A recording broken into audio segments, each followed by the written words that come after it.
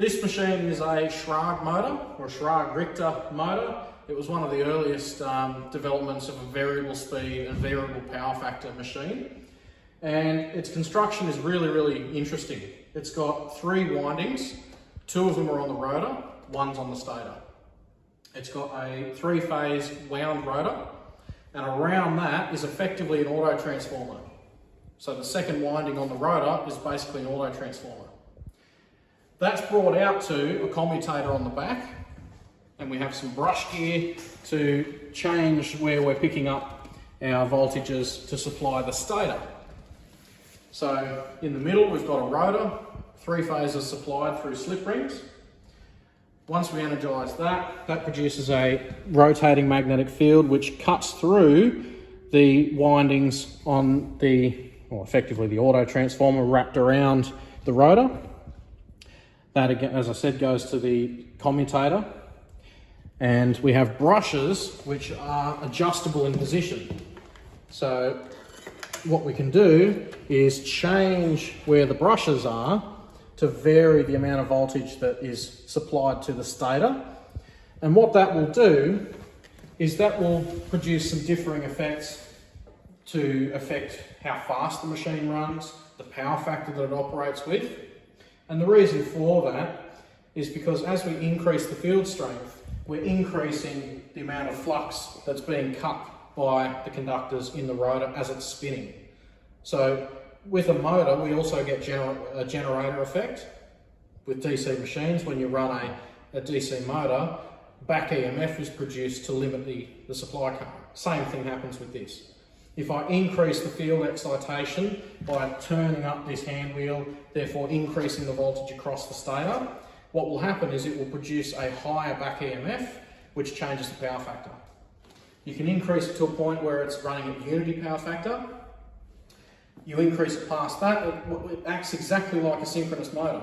You overexcite it and the power factor starts going from lagging past unity to leading. It also has the effect of changing the speed that it operates at.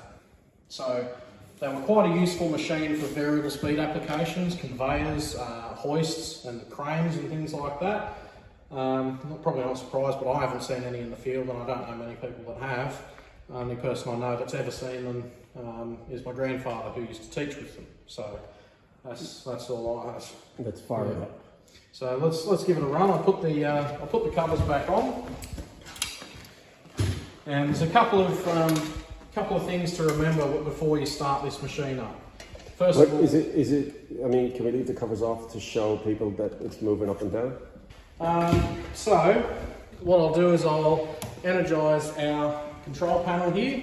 I've now got 230 volts or 3 phases, 415, ready to go to my Schrage motor.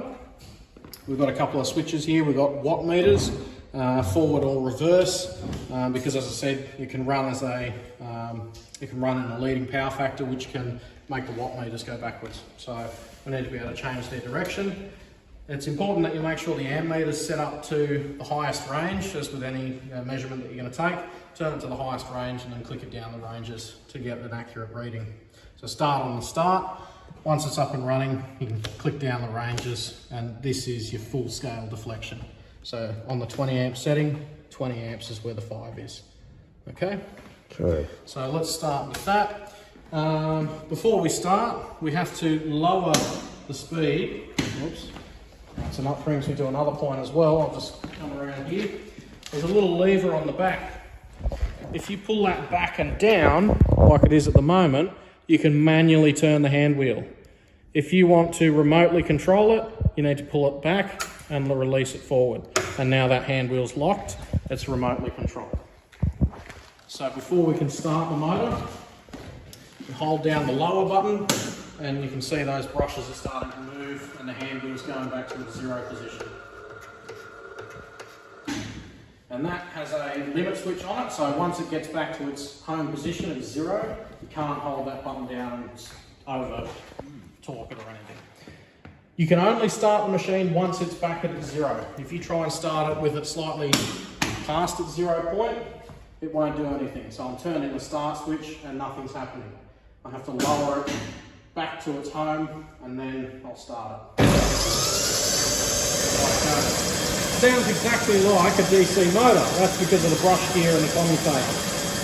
And again, if I pull this back and down, I can now turn the hand wheel, adjust the brush position, and change the EMF supplied to the stator, adjusting the speed and adjusting the power factor.